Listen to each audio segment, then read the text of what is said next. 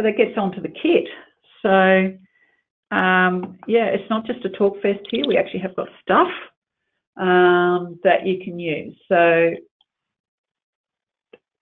the first is about the PowerPoint template, and you've been seeing it in action with this presentation. So this is actually, for this webinar, we've used the template that you would you'll then have in the kit, and it has got a title slide there for you to adjust, an acknowledgement of country, which you can also adapt to name, local acknowledgement, and the content slide you could also change to have, if you've got a local image from, you know, you've got your own image that you'd like to have on the side next to the content list.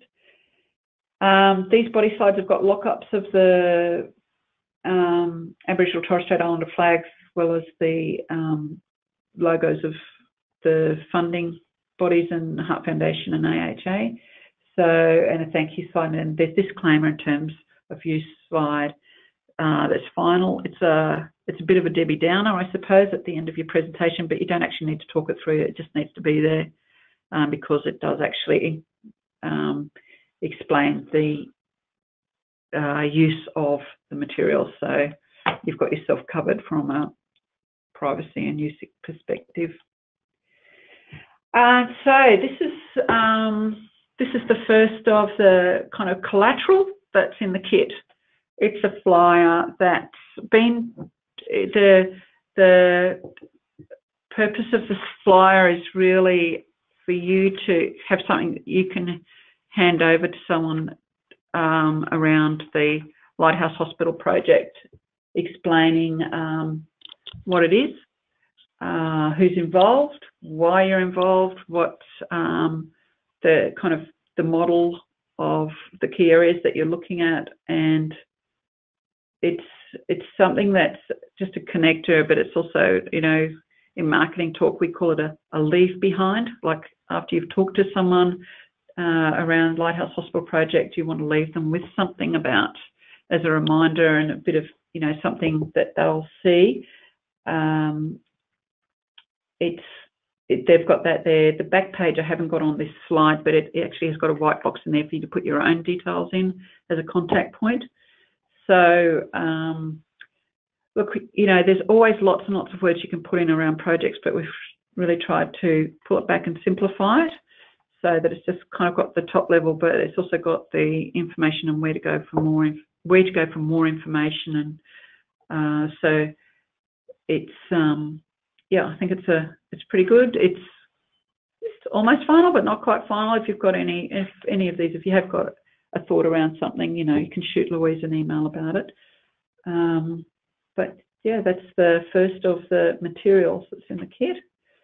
A4 and A5. It's A4 and, oh yeah, we've got it. We've also got it in two formats, so that it's in an A5 version that you can actually print off, and it's also black and white, so you could print something off and then photocopy it. The other is, it's also on A4, printed out on A4 pages in a PDF format, so that you could actually have it as a scroll through on a screen. The next is a key messaging fact sheet. This is just be aware that this is for your use internally. It's not really it's unlike the flyer. It's not a handout leave behind. It's more for just, this is for your reference point, and then you'd be looking through these to pull up the key messages that might most meet your needs, and it might be direct communications within the hospital in terms of a report, or going to more public facing, like you're presenting to staff, or you're at a conference, or actually even getting something up for me.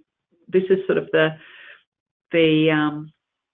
it's got the details under each of the 4 key areas for the Lighthouse Hospital project, under workforce, care pathways, governance and cultural competence. But it's like, from a media perspective, you wouldn't be using this level of detail, or even from a patient perspective, there's probably another step to actually getting them in a simpler format for those audiences. But you've got this here to start it with. So that's yeah, this is something that hopefully it'll be a good resource for you, and something that you can refer to. We've now there's work in progress on the infographics. It's I guess you look at the kit too. This is the starting point of the kit, and we're hoping we will just continue with the work that you're doing individually. There'll be probably some materials that can be then added in that others can use, and also from our perspective as well, some other infographics that might come out that we can add in, or other stats or facts that can go into this kit. We've got an overarching one. I've just put a few examples in this webinar, but we have got some others as well for statistics and graphics. But you can see that it's actually, they've been designed and developed up as friendly for the use in social media, for Twitter or Facebook particularly, but then they're also good for PowerPoint presentations, or if you've got to do something, a publication of some sort within the hospital. So we've got, yeah, there's just 3 examples here, but we have got some other ones as well. There's a lot of power in simple messages being used in an infographic format. So it really helps break up all the text and copy. So the next thing in the kit is their banners. There's 3 on this page, and they're each for a different purpose. The top one is a banner for notice boards, so that if you've actually got a notice, we know that in a lot of in the hospital health services, you'll have physical notice boards, so that if you're wanting to just if you've got somewhere where you want to do some communication around the Lighthouse Hospital project within the physical environment that you're in, you could actually just have this banner at the top or bottom of your notice board, and then then you could include any updates or information that you want to do. It's got the project artwork, and then that refers to the 4 key areas that you're working in. We've also made it so that you can put your own hospital health service name in on these, so that it makes it more rather than just a broad project name, so that way it's really does give you individual ownership, and it shows the hospital. I think maybe there's a little bit of more pride in seeing your own name up on these things. The bottom one is actually potentially it's set for an email signature block or for use on email. I know that there would be possibly some, there'd be some sort of rules and regulation around that, I'd imagine, within the health departments, but you could check out if you're able to use it or not, or you might just be able to use it if you're doing a particular type of message update on the project, and you could put it at the top of your email rather than as an email signature box. So keep that in mind. And the last one is the artwork for a banner. So we're not actually producing banners for everyone, but we've got the artwork so that you can actually then, if you're needing a pull-up banner or you've got a space to use that as a display, if you've got to use a spot where you could put that up as a display and you'd like to have it, you can do that in the hospital environment, or you might have it because you've got community, some sort of community or conference engagement piece going. The thing that I'd just had a point here in a slide that I've touched on earlier around case studies and images. They're really powerful. And so what's a case study? A case study is a person's story, or even the hospital story is still, it's the case study of Mount Isa Hospital. It's profiling someone, but it's sharing. It's the sharing of health information and clinical information through the eyes of a patient or a health professional. As project officers in the hospital, you yourself could be a case study as well, like, you know, sharing information around something through your eyes and your experiences. It's really powerful. It's, for me, and, you know, I've been here in the Heart Foundation for 6 years, and I've, you know, you can put out a media release around clinical information and it's of interest to a small group of people, but if you put out a media release around a piece of clinical information with the story of someone who's experienced it, and you say that there's more case studies available in regional areas, it will go gangbusters, because it's not just that the media is hungry for it. The media is hungry for it because they know people want to read about it and they want to hear about it or see it on the TV when it talks about that person that survived a heart attack, as opposed to us just talking about heart attack risks.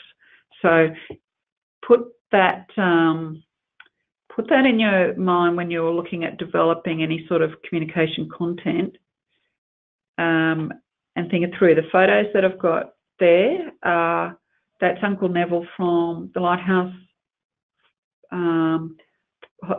He's from Tamworth, and he attended our Lighthouse Hospital forum earlier in the year, and the photo below shows him telling his story in a yarning circle, and that was a really powerful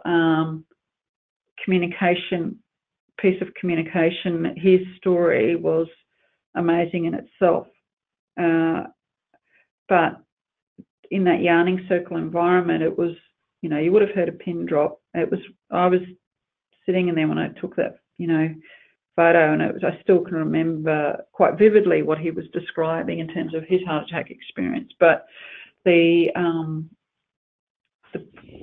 guess the point I'm trying to make here is that you think about that yarning circle and the power of it, and you can actually translate some threads of that into other channels and other communication if you're applying that thought process of, well, let's look at it. If it was a yarning circle, whose story would we, you know, how would we, you know, what's the most powerful link? Could it be someone's story? Whose story? Have I got a story, or do I know of someone who's got a story? But it has to be informed consent. So that's where case studies is something that it's really important that there's consent and informed consent. We have got a consent, just a consent form that people could sign if they want to become a case study. We could actually put that in the kit as well. But keep it in mind, because in your roles, you're the ones that are most likely. You will see more case studies than we will at the Heart Foundation. So if you've got a case study, you know it's someone that would maybe prepared to share their experience or story, that would be great. But you can also collect case studies, and they can retain anonymity by just not actually using the person's real name or age or whatever, and we don't have to have photos of them, but you could actually still collect that story as an example, and we could just use a first name that's different, but it's still a real story. We just say that the name's been changed. But keep that, please keep that in mind. And there's one action for you. One thing that we would really love to have is our case studies of the hospitals. Is we'd love to get an image of you at your hospital or in at work, so that if you've got your Lighthouse Hospital project, if you've got a shirt, that would be fantastic, because that actually helps us build up the case studies for each of the hospitals that are participating.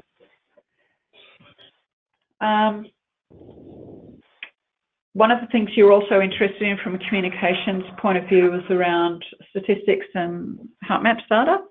I think heart maps are probably a topic unto themselves. Like we've got our heart maps data and database is quite comprehensive. and I'm not the expert, but I would encourage you to use it and to check it out. It's on our website. Just Google heart maps, and you can just have a play with it, and you can go into your region and your area and see statistics around your local area. It's the statistics. The good thing about heart maps data, because it's interactive and it's online, it does get updated.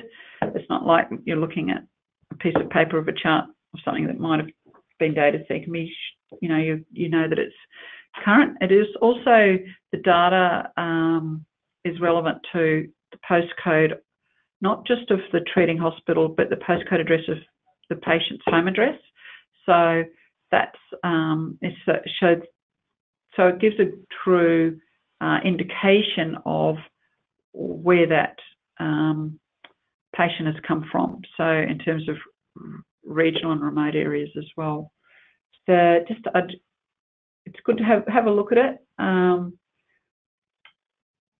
Explore the local data, and there is going to be it's due in November. So there's a release of some new data around Aboriginal and Torres Strait Islander populations and hospitalisations. So that's due out in November with the NACCHO conference. So please, keep that in mind in your calendar for what's happening. But you'll also have local hospital data that I don't know quite enough about how you would possibly, if you're able to get information around that, or you might just have it from a project point of view, but you could see just anything that's to do with numbers around even the number of people that have done the cultural safety training in the hospital, or just anything that you're doing to track project success. It's also something, it may not just be numbers to keep internally, it might also be worth sharing. So keep that in mind.